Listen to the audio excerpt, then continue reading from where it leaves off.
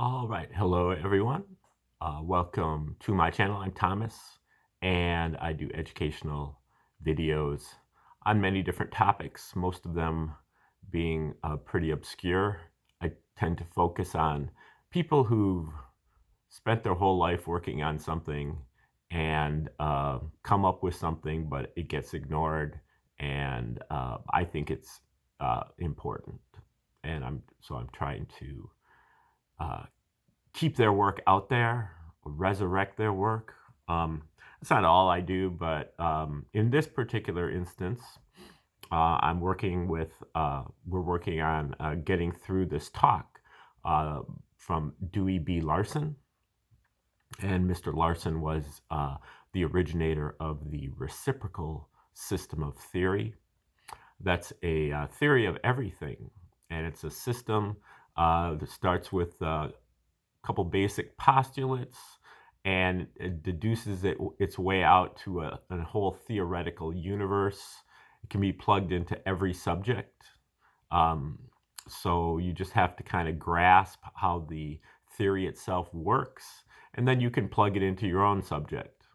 Larson has books on physics and astrophysics and chemistry and astronomy and metaphysics and which includes philosophy, religion, um, psychology, economics, dream interpretation, uh, all those things. But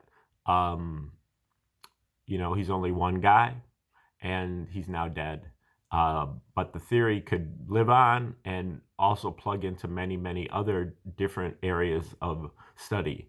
Like me, I'm a historian, so I can figure out how to plug in Larson's system into being a historian.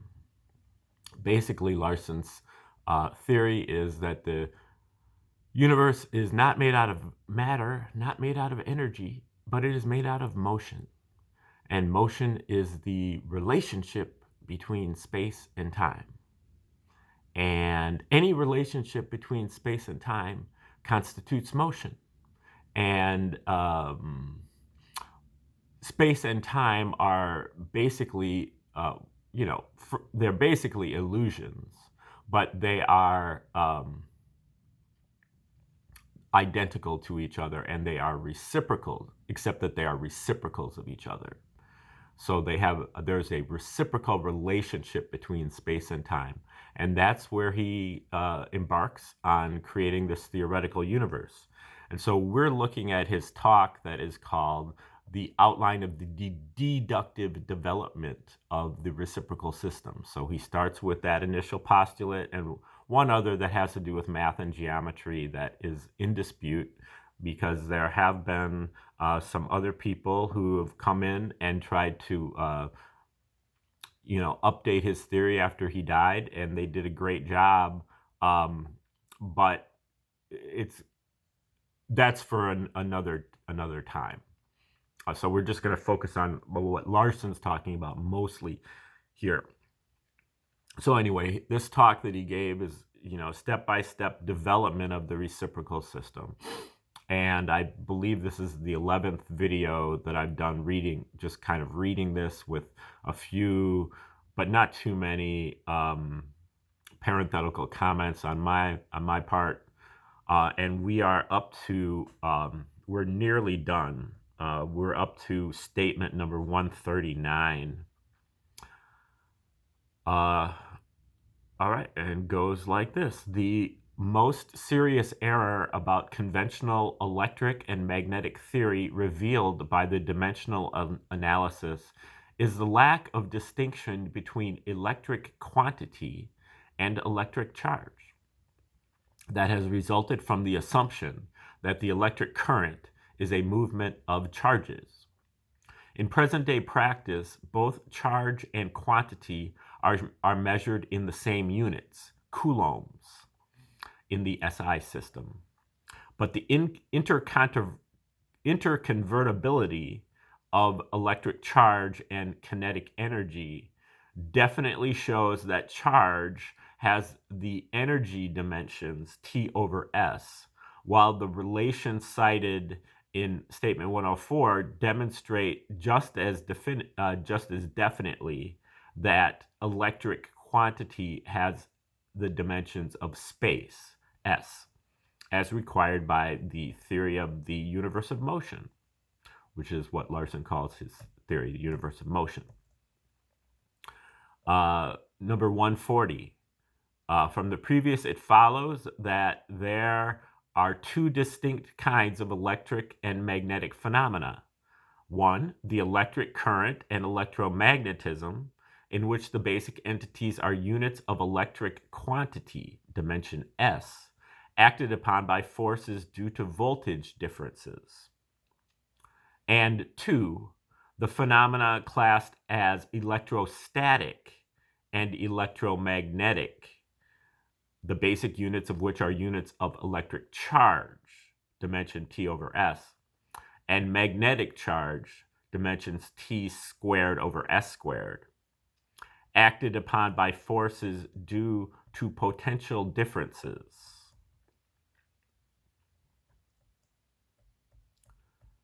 Number 141.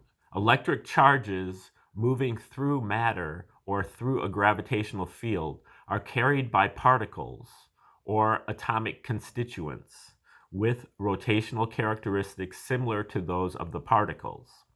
The movement of these carriers produces electromagnetic effects, while the charges that are being carried produce electrostatic effects. Number 142. An aggregate of charged electrons has both a voltage and a potential. This explains the operation of such devices as the Van de Graaff generator, in which charged electrons at a low potential flow into a storage sphere, in which the potential may be very high. A flow in this direction would be impossible if, as asserted by present-day theory, only one force, electric potential, is operative. But the foregoing development of theory shows that there are actually two forces involved, and the direction of flow depends on the voltage differential, not on the potential difference. The voltage in the storage sphere is determined by the electron concentration and may be low, even when the potential is in the million-volt range. Okay, now that is the end of section C. Now we're moving on to section D. In the preceding sections, we have presented a step-by-step deduction from the fundamental postulates of the reciprocal system of theory of the phenomena of the physical universe pertaining to the atomic domain. In this section, we carry forward these deductions to the astronomical field and show how phenomena, some of which have not had proper explanations in conventional theory, emerge logically from these deductions. This section, therefore, serves to demonstrate the general nature of the reciprocal system of theory, meaning that it can be applied generally to all fields of study. Number 143. At this point, we will need to take into account the concentration of energy in the vicinity of matter subject to electrical ionization, and some consideration of the nature of this concentration will be required. As long as atoms or aggregates are free to move unidirectionally, there can be no significant spatial, volumetric concentration of their kinetic energy. Such a concentration is accomplished by containment.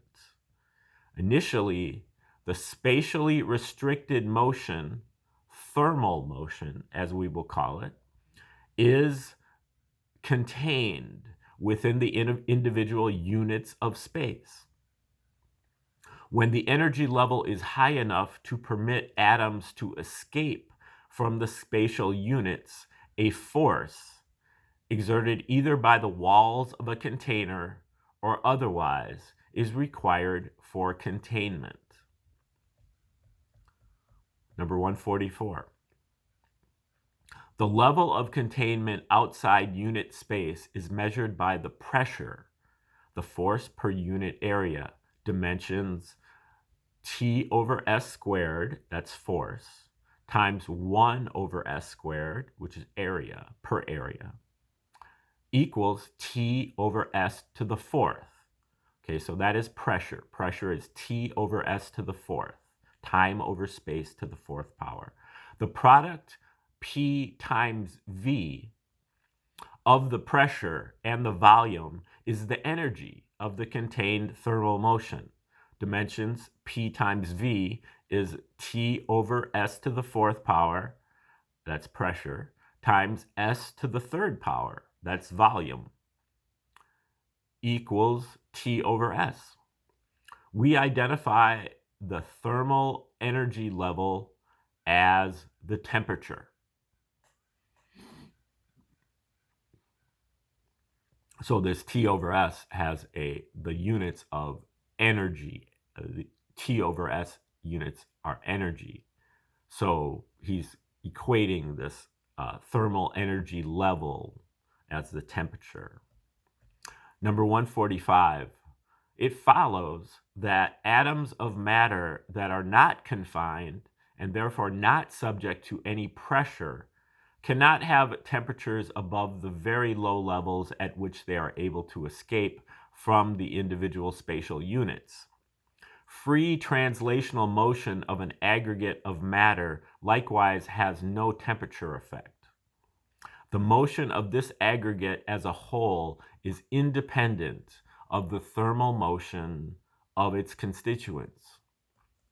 Temperatures of millions of degrees are currently reported as applying to individual atoms and molecules in the vicinity of certain astronomical objects. From the foregoing, it follows that these temperature estimates are erroneous. Temperatures of unconfined matter are in the range of a few degrees, not millions of degrees. Number 146, ionization is produced by a transfer of speed displacement to rotational vibration from some other form of motion under appropriate circumstances. Thermal motion is one such source. The degree of ionization of the atoms of an aggregate increases with the temperature of the environment in which the aggregate is located. And at extremely high temperatures, all elements are completely ionized. Number 147. From statement 95, the translational motion of masses, including the confined thermal motion, is outward. From statement 115, the electrical ionization is also outward. Thus, a further increase in temperature beyond the level of complete ionization ultimately brings the atoms up to a limiting level at which the sum of the outward ionization and the outward thermal motion is equal to unity. This unit outward motion then neutralizes 1 unit of the inward rotational motion. As indicated in statement 91, both units revert to linear status, converting the rotational vibration and a unit of the rotation to kinetic energy. Mass, T to the third power over S to the third power, becomes energy, T over S.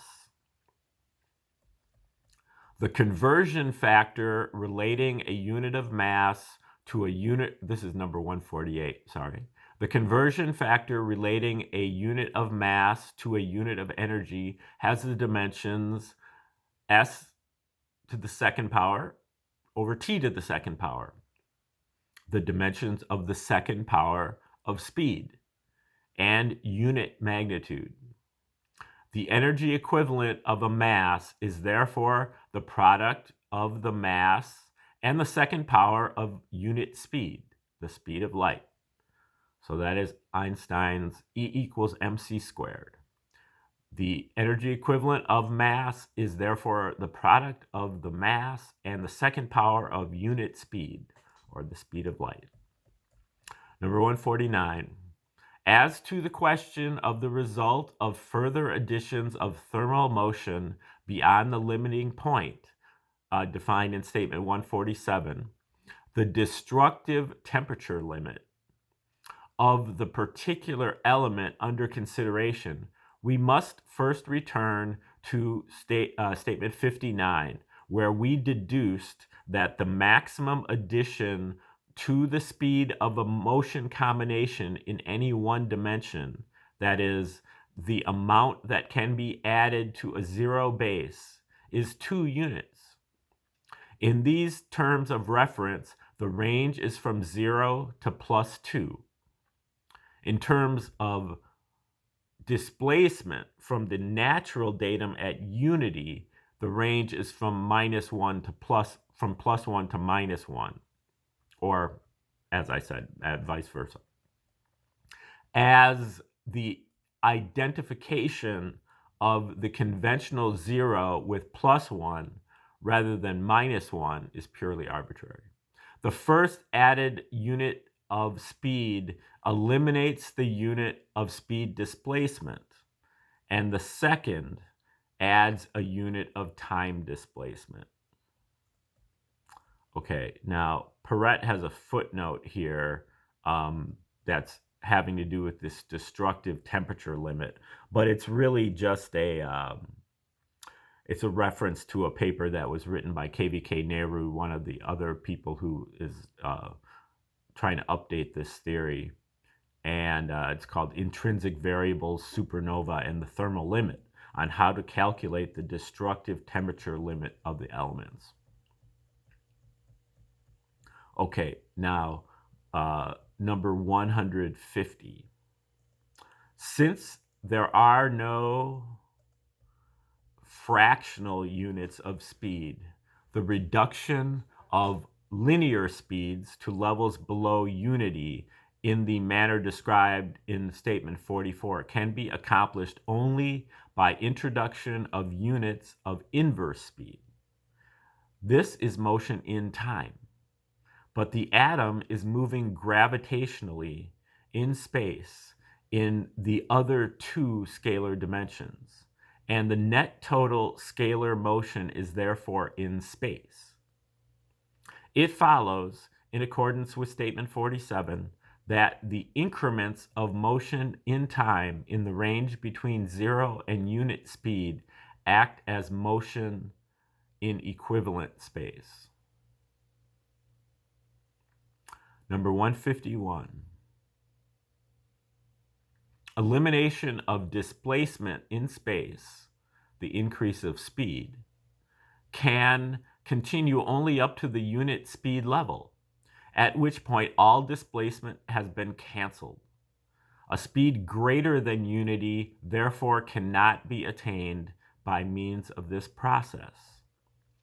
This is the explanation of the observed inability to accelerate material objects to speeds in excess of the speed of light by application of electrical forces. So he's talking about Einstein's dicta that said that the speed of light is the maximum speed in the universe. Nothing moves faster than the speed of light. And he's saying that this is why. This is the explanation. But now, eventually, he does explain how that can happen. And so he rejects Einstein's idea that the speed of light is the maximum speed.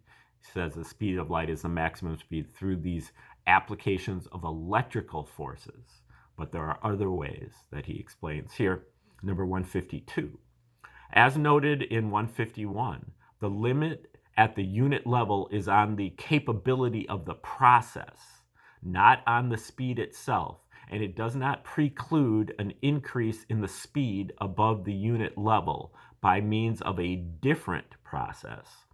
Where speed is available in full units, it may be added directly up to the absolute limit, which, as stated in Statement 59, is 2 one-dimensional units. Because an increment of speed above unity is a scalar motion in time, equivalent space, the extension of the linear motion in space into the second unit is distributed over all 3 time dimensions.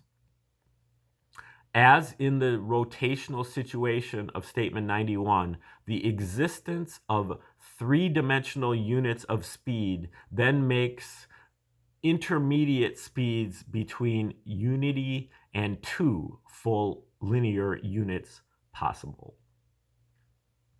Okay, so he's saying that through this direct addition of speed, you can cross over this 1 unit boundary and go into intermediate speeds between unity and 2 full linear units.